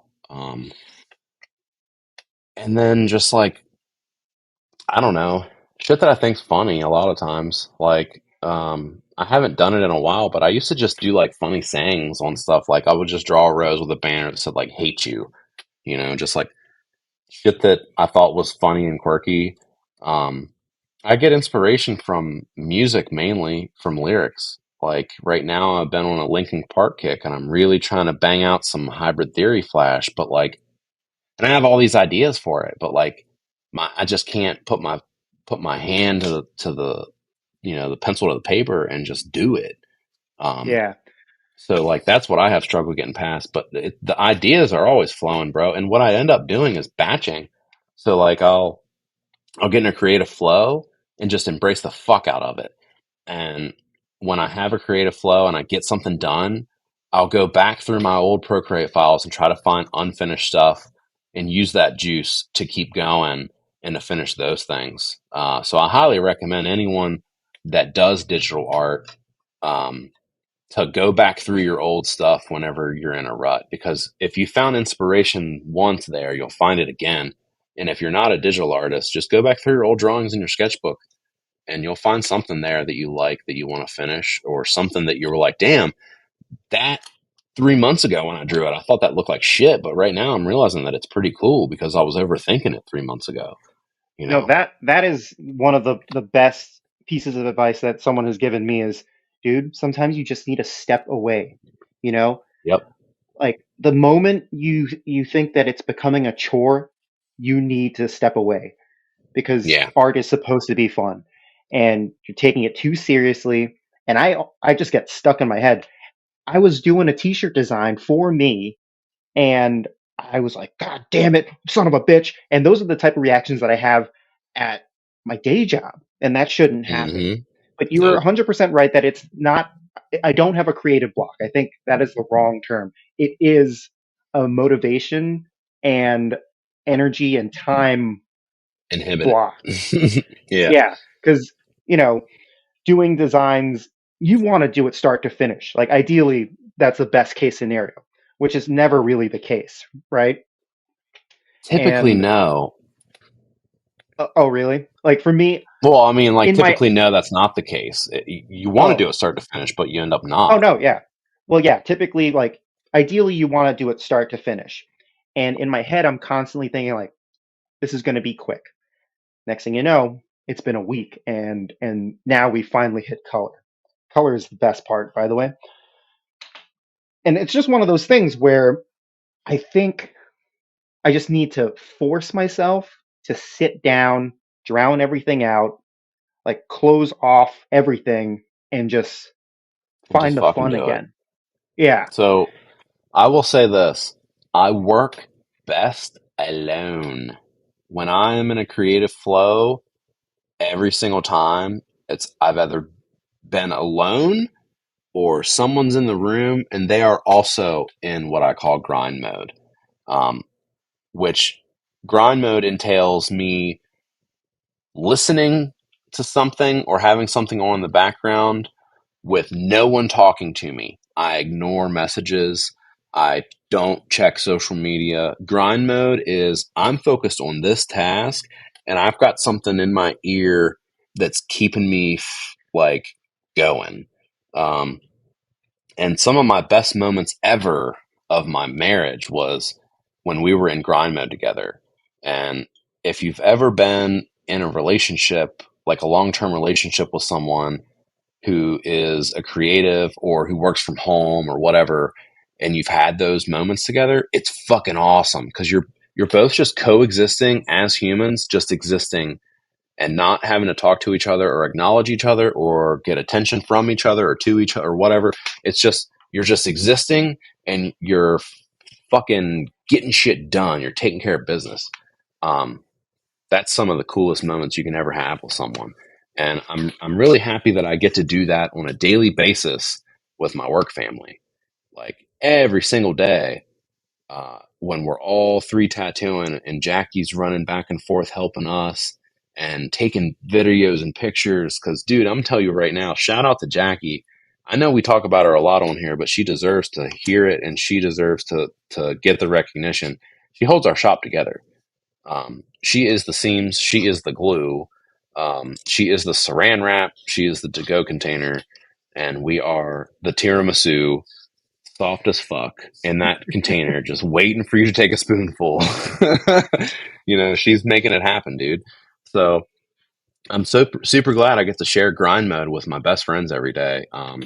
And I'm really, really excited that we get to add on one of my best friends to the squad soon. And I hope it works out as well as we think it will. I hope it works out better than we think it will. And I know it will because we're going to yeah, manifest it. hell yeah, yeah. I think it's also just like Celeste and I. We used to have grind mode, or at least it was nice for her just to be there, and that's actually why I switched from a speedball and painting to an iPad was because I want, I'll be honest, I wanted to draw on the couch. And for a while, that was my ritual. I was banging out designs left and right. I think I completed an entire like drop within a month. And I was like, this is it. Like, this has been the answer the whole time. And at that Fuck time, I yeah. still had like ambitions of becoming a tattoo artist, but slowly that interest kind of faded a little bit after I started to get to know myself a little bit better. And I'm okay with that, right? And Dude, there's but nothing wrong with like letting go of something. It's not a yeah, big deal. I let go of and like tattooing for almost 2 years, actually. I've yeah, never thought like 2 years of being self care. But anyway, go ahead. I don't think I've like let go, but it's one of those things where I'm like, John, you know what? Just put it on hiatus right now. You have enough If on it your happens, it plate. happens, and if it doesn't, it Yeah. doesn't. And tattooing is one of those things where there is no age limit to when you can start, right? That's true.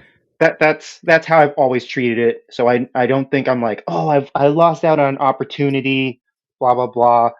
Um, but for a while, that was a big driving factor. Was uh, you know, hey, what if we become a tattoo artist, John? What if we do that? What if we just quit our job?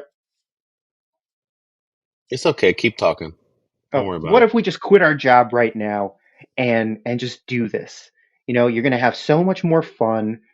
And then the self doubt started coming around where it's like, John, why is it taking you a fucking month to draw this fucking rose? What is going on? That it was just that like weird, like giddy the fuck up, bro, kind of Yeah. voice that I kept having. And then, it's just a part of the process because then I was like, this is just your process. You don't draw unless you want to draw. And that's how I've always been. Like, if I'm not feeling it, I'm not going to force it. Yeah. But No, you I'm like never want to force it. constantly, yeah, I'm chasing that dragon. And I actually did force it a little bit over Thanksgiving where I downloaded one of my favorite Flash books. I think it was a Dan Higgs book. Oh, I And love his I was stuff. just, and I enjoyed it. The moment I started spit shading, uh, I was like, oh man, I miss this so much.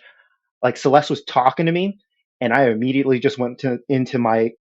I recognized that feeling. This is bad, but I recognized that feeling of going on autopilot for everyone around me. I'm like, yeah, yeah, yeah, because nothing could stop me from finishing the shading. And No, there's so I'm nothing just wrong with trying. that, man. Just being in the Yeah, zone. It's the yeah, best. that flow state, bro.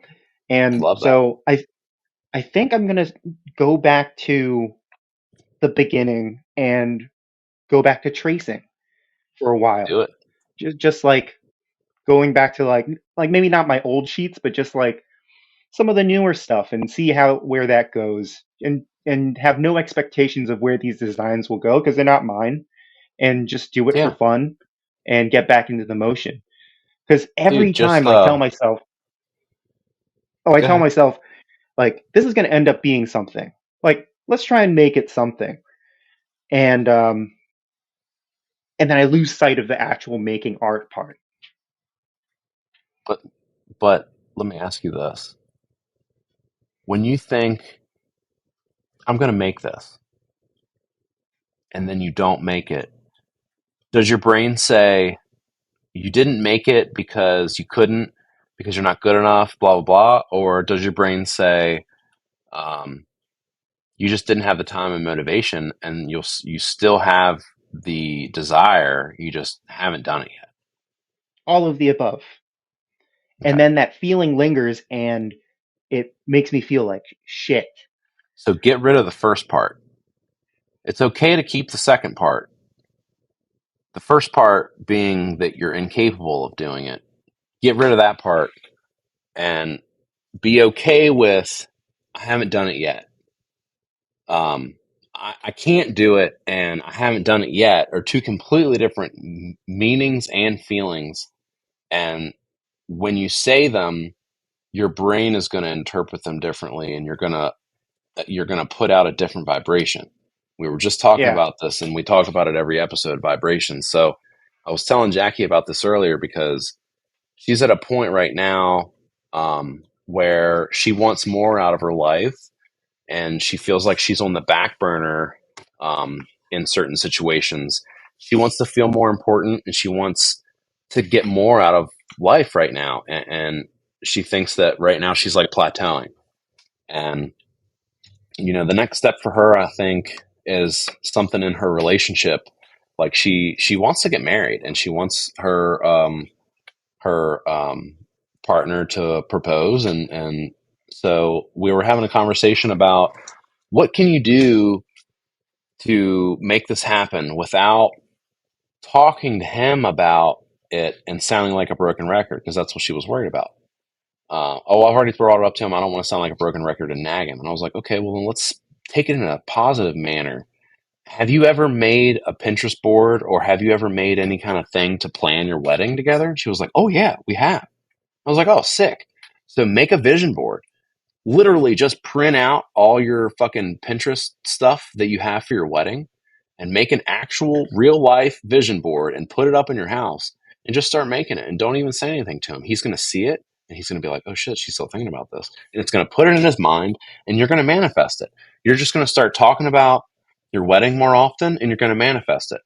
And I was like, show me your Pinterest board. And we went through it and looked. And dude, she has some really incredible ideas for her wedding. So, one, first of all, if this dude doesn't propose, he's fucking crazy. And two, um, if he doesn't give her this wedding, we're gonna have to make it happen. We'll start to go fucking fund me if we have to. It's sick as fuck. She wants like an outdoor fairy tale, like Lord of the Rings style fair. You know what I mean? Like, Dude, that's like every dude's dream wedding.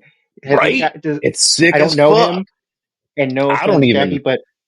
I never but wanted to get married or have a wedding, but that sounds perfect. does he like?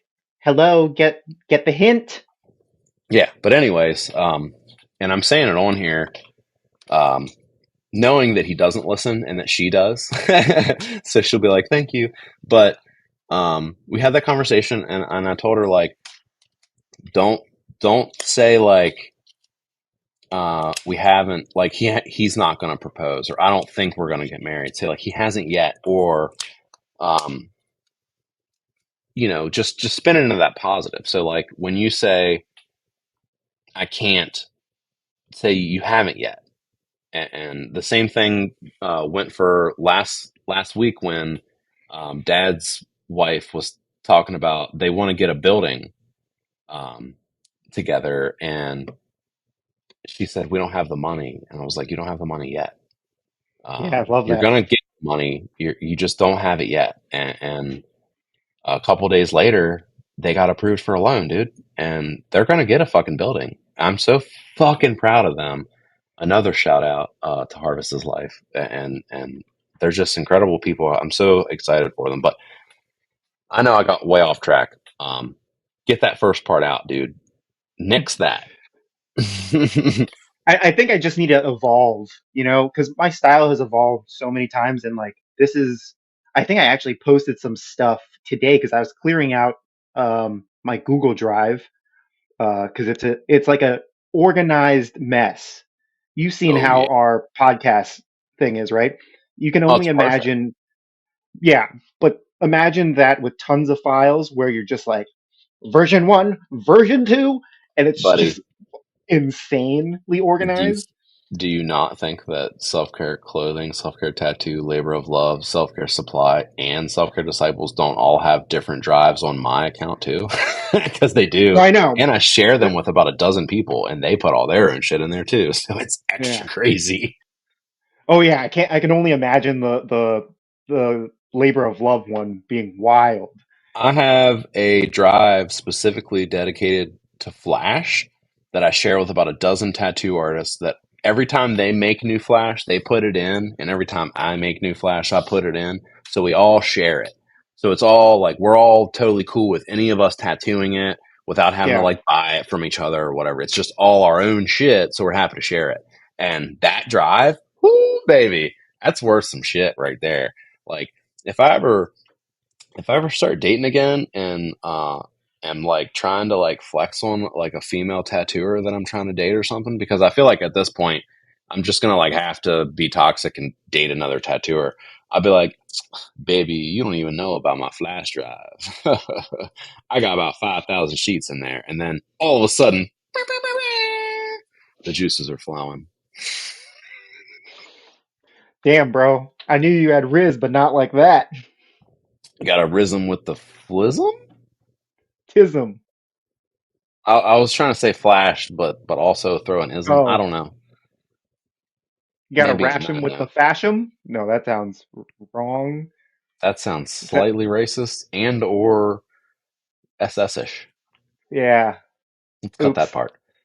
Um, But I was saying, I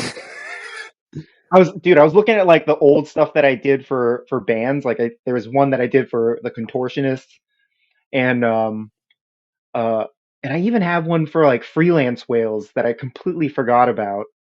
And that one, I actually, I think Urban Outfitters picked that one up a long time ago. This is like Williamsburg, crazy, like Brooklyn hipster era. mhm. And, and every single time I was drawing, I didn't have anything like up here. I would just be like, paper, pencil, Skillibop. and it would just come. Yep. And that's how most of the sleep terror stuff came in the beginning. And now I'm like overthinking the shit out of it, where I'm like, okay, here we go. We're gonna draw. What are we gonna draw? And I'll just sit Hmm. there like, all right, I guess we'll just No. head over to Pinterest and Yeah. see if there's something that tickles our fancy. That looks good, Let and me. then I'll just use it as a reference. Can I give you my creative process I that we thought I never went asked that over? like 50 minutes ago. Yeah, but we never went over it. So, or maybe we did, and I didn't say this, but one of my, uh, oh yeah, no, we started to get into it, and then I got out. So I have to be around no one. I work best by myself. Headphones is usually it. And if say I'm like, all right, I want to make Linkin Park Flash, I'll sit down, I'll listen to the album that I want to listen to make Flash from. I'll write down the lyrics that stand out to me that like make me feel something that I get an emotional reaction from. And then I start thinking of one, what type of imagery pops up into my mind when I think of that? And two, does it correlate to traditional? Can it be tattooed?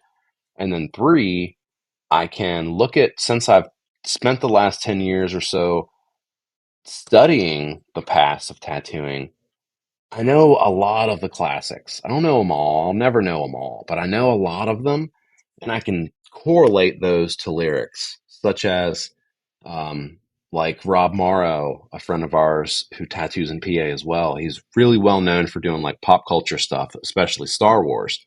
He will take all this old Sailor Jerry Flash and completely remake it into his own with Star Wars, but it's basically the same image. And he added a cool caption to it or banner or saying or whatever, and it just like makes it super sick. Um, so it's that same aspect, but I really have to sit down and turn everyone else off. I gotta focus like a motherfucker.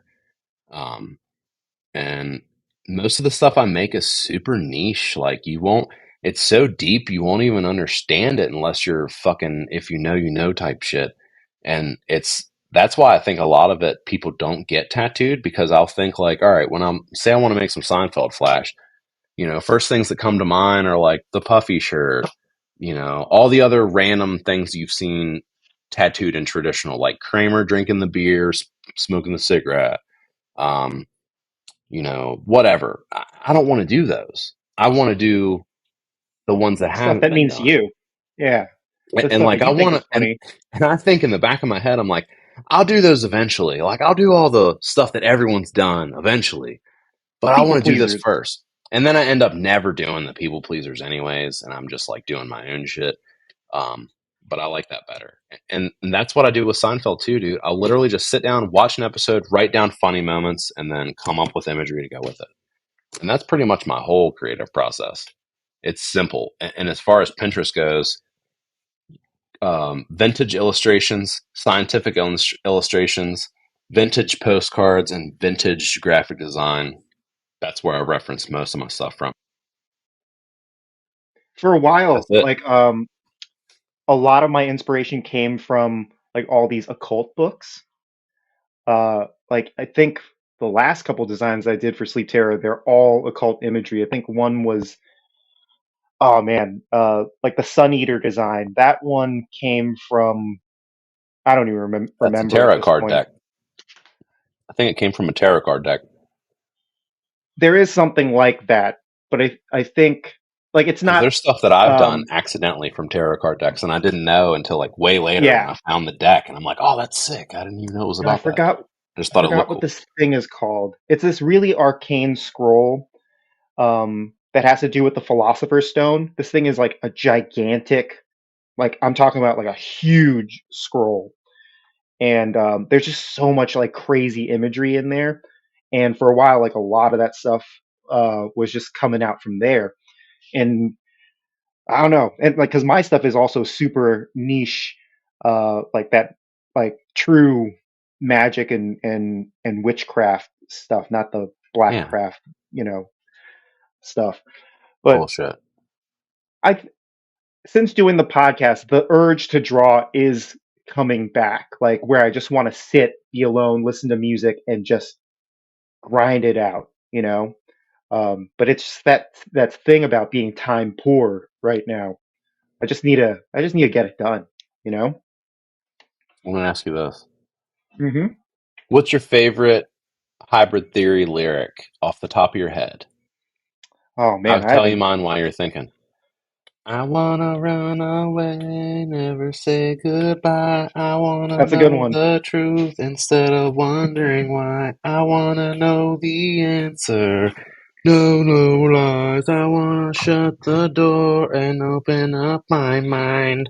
That one right there, and then the boom, bap, boom, boom, boom, bap, boom, boom, beep, and then fucking Chester's in the background. I wanna run away and open up my mind. That shit right there, the open up my mind. There's so many different images I think of with that. And I'm just saying this out loud so that I can like listen to it later. And if I haven't made the Hybrid Theory Flash, I'll fucking think of this and make it. But that album right there, man, that's what got me into heavier music and rock in general. Because I was only into rap and like R&B and funk until Linkin Park Hybrid Theory. That's what got me into like white people music.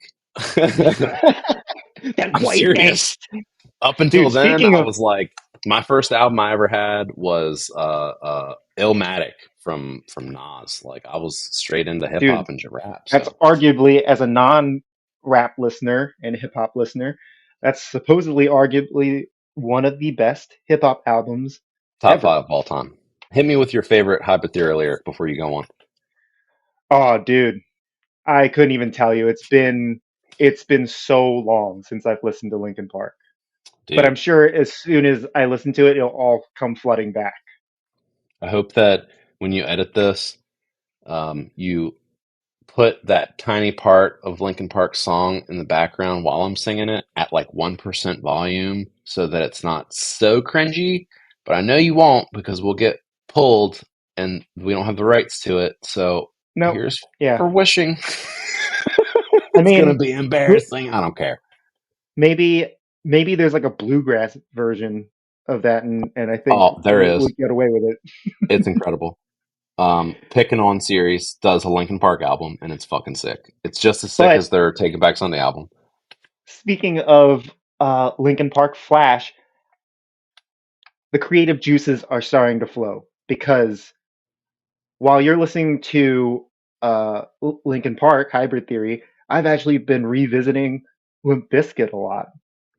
Bro, I'm Dude, telling you, just like you said last week or a Chocolate couple weeks Starfish and the ago, Hot Dog Flavored Water is an that new amazing metal's coming album. back. It is. It is an amazing album. I know. And that's why we have a Limp Bizkit poster up in our bathroom. And I still to this day, um, I stand behind my love of them. Fuck anyone who hates. Dude, I stand by the flag, the Fred, white, and blue. Yes. And the brown starfish. Uh, It's a chocolate can you? starfish. Yeah, but it's, tongue punching the dirt star. They're just talking about buttholes. Yeah. That's all it is. So I wanted to say also, because you didn't tell us about it in the last episode, can you give us a quick little recap of the night that you spent in the LaGuardia airport? Because you didn't tell us about this, and I want to hear about it because I know you had fun, and I know that there's more to it than what you told me. So let's do 5 minutes on this. Okay. So the thing is, my phone call with you was fun, right? My expectations were not met. Damn it! So little backstory about what happened. I was supposed to fly Yeah, out to Vermont at 9 p.m. on Friday. so I it could get to come in a the cup. airport, yes, I'm just saying. to give them my seed. They need And it. It's in dude, high what demand. can I tell? Dude, it is very high demand. They want Anyways, that lot. They want that General Chow sauce. Anyway, um, General Chow sauce. Go fuck yourself. Oh my god. That's the funniest thing I've ever heard you say. All right, go ahead. Yeah. Anyway, uh, we're about to board. We're like 5 minutes away from boarding, and I've had a couple cocktails. Six. I even had a really good conversation with this guy who was also enjoying adult beverages. I He thought was you were going to say complimenting me. Asian, and I was like, dude, stop No, being no. an Uncle Ruckus about this shit. Are you the guy they've been talking about? The general? I heard they Oh want my your god, seed in Vermont. I They heard need they your want it. sauce. I heard you got good sauce, also. Anyway, you've been talking to this other drunk Asian guy. No, he was very white, and he had a bunch of tattoos. And I'm like, just sipping my whiskey. I had a long Hi, day at work. Nana. Oh yeah, there she is. I was just sipping my whiskey, just trying to decompress because I love flying. I hate airports. So I'm done with the checking in process and TSA. Drinking a whiskey. Guy is also, he's drinking, and he said something along the lines of like, "Nice cock." Yeah, that's what he said. And I was Oh like, "Excuse wow. me?" And he's like, "No, no, no, man. The rooster on your arm. That's really nice. My Oh yeah, rooster tattoo." he does have a And I'm like, giant "Oh, rooster on his arm. yeah. Got a rooster here and a next to a trouser snake." Fuck yeah, cock And arm. and so, yep, that was not planned. Not as bad as my Wuhan chess piece. Yeah, So that's pretty sick though. Still my favorite. he's talking about, he's like complimenting me on my tattoos, and we start talking about tattoos, and he's all excited to show me his. And I was like, "Oh yeah, those are great. Really cool." Like, I'm just trying to enjoy my alone time. Get to the game. So excited to board. So excited to take a nap. So excited to see my wife. 5 minutes before, they tell us that it's been delayed until tomorrow morning. So everyone's fucking panicking. I got to see a nice little Pissed. Karen moment where this guy's like cursing, and the counter agent's like, "No, do not curse. You're getting served last." Kind of scenario. It was Oh, hilarious. I love that. I love when everyone's so pissed that the workers are even like, you know what? I'm fed up with this shit. Fuck you, Dude, dude. That's the it best. was insane. Like, something about airports. There's something in the air at airports that just makes people violent and violently stupid. And so the guy had been repeating over and over and over again, plane's been delayed because of weather. I don't know. Like, what do you want? Do you need them to write it out on like craft paper with crayon? It's been delayed. What are you gonna do? Crayon. It got so bad that the guy had to page the fucking pilot to come out to explain it. And the pilot Jesus. comes out, and Fuck. he's going all Bill Nye about it, about like the weather and what it actually means. And I'm just He's sitting like, the here, just, barometer's at 16. You don't even bro. understand, dude. He was talking real slow too, and using his hands like, Oh, "You see yeah. this?" And I'm just, oh my Yeah. god. Making the guy feel really dumb. Oh, I love that. Best part about it too, at the end, they were taking questions, and someone just goes, "So was the flight canceled?" We Oh, just my spent God. 30 minutes for the pilot to come out and tell you it's delayed. Everything is still the same. It's delayed. Oh, my I'm having a fucking great God, time. I'm man. sipping my whiskey that came in a to-go cup, which was amazing. And so I'm debating, I Airports. live 15 minutes away. Do I take the Uber back home and then take an Uber back in the morning? That's like $100 plus. I'm just gonna fucking stay at the airport like Tom Hanks in Terminal. I'm gonna Which make is an friends. amazing movie. That's exactly what I had in my mind. I'm like, dude, I'm gonna make friends with the people at the restaurant. We're gonna be best buds. You're going to get a So I go, second wife. All that yeah. shit. I was like, I could have a second family at LaGuardia. Fuck Immediately yeah. go to the bar that I was just at, that I was getting real chummy with the bartender. He tells me it's last call. So I'm like, my dreams are completely squashed about having that second family now. So I'm like, God all right, damn it. give me two to go Long Island iced teas. I'm just gonna roam the terminals. Turns Heck out I yeah. could only stay in that one terminal. So I killed What? that entire, yeah. Oh, I didn't know that. So I killed the entire terminal within 30 minutes. Um, and yeah, by the time I was done talking with you, I had already hit the about 80% of the terminal. Damn. So So I what'd you ended do up the just, rest of the night? dude, I wish I had my iPad. I debated doing work, which is psychotic, Yeah. like day job work. And I ended up just watching movies on my phone and dicking around. Well, it's just what you would have done at home. You just didn't have to Not pay to really. fucking go No, home.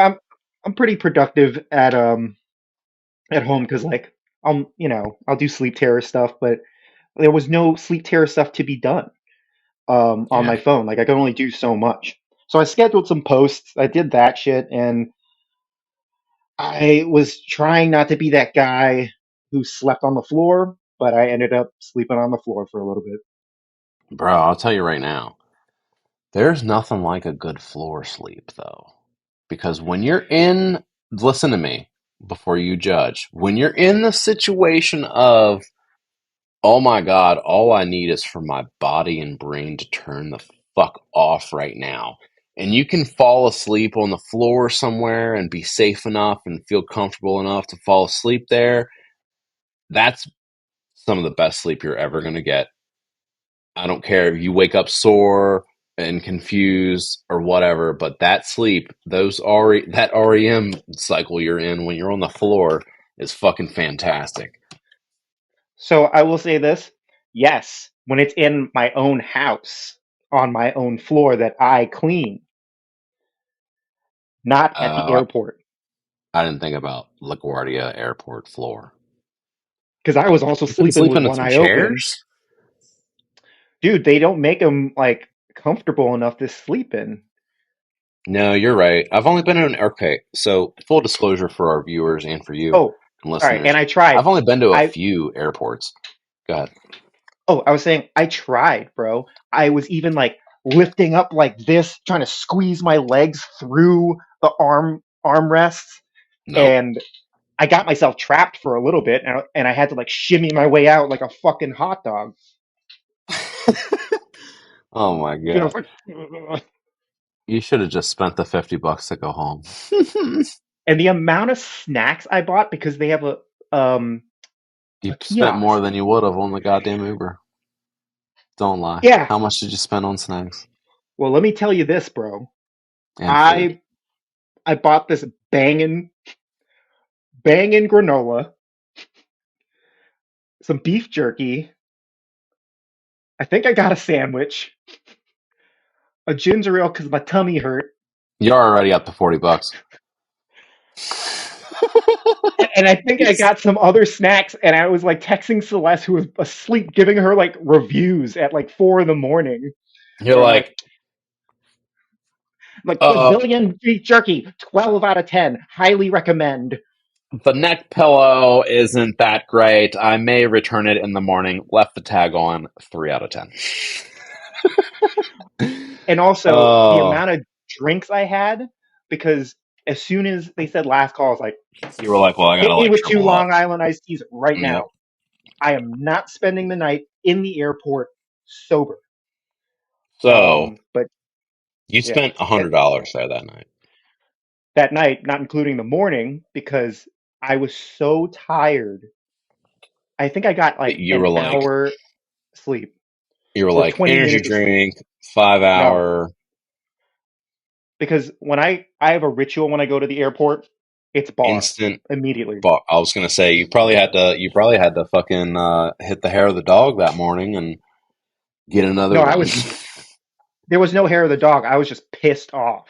So Oh I threw yeah. on Dying Fetus. Oh, dude, Dying Fetus was like on repeat the whole night. Oh And man, I love that. You did have a sick and playlist going. You sent me a screenshot of that at one point. yeah, so Dying Fetus at 6 in the morning when the bar's open, and I'm the first one. I think I had maybe like 3 rounds of a beer and shot, and was like going to my gate, and my gate changed 4 times. Oh my God. So I I'm literally not. went back and forth 4 times. Yeah, I would have lost my fucking mind, dude. That's the kind of shit that I can't handle. It just drives me insane. I'm too And here's the autistic for best that. part of the end of the story. I was taxied for 2 hours. So I had to sit with my drunk self for 2 hours. Oh my God. Well, if that taught you anything, it should be that uh you should have just gone home, you fucking dildo. or gotten a hotel room close by that you dude, there's so many hotels within walking distance, I'm sure, of LaGuardia. Oh yeah. But I'm happy I had the experience because now I can say I slept in an airport. I honestly do wish that I could say that I've done that because it's on my bucket list to have a terminal night where you just like don't pay for a hotel and stay up all night if you can. But it'd be more fun with a friend, I feel like. It'd be way more fun with someone else there to go through it with you. Certain airports are good. Atlanta Atlanta. I is was going to say Atlanta.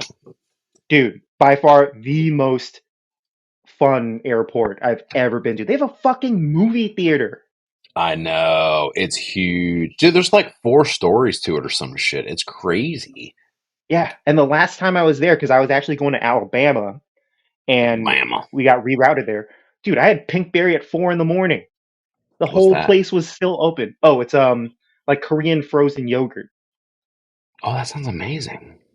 So like you're trying to tell me that Atlanta's airport is open almost 24 hours, but LaGuardia in New York, the city that doesn't sleep, closes at 9:30? That makes no fucking sense to me because that's the whole reason that I want to move to New York is so that I can do anything anytime I feel like it. So the fact that LaGuardia closes is just whack. And let me say this: why is it that if you put any kind of an Asian something in front of anything, it makes it fucking cooler? You were like, "Oh yeah, it's Korean frozen yogurt." I'm like, if you would have said it's frozen yogurt, I would have been like, "That's fucking stupid."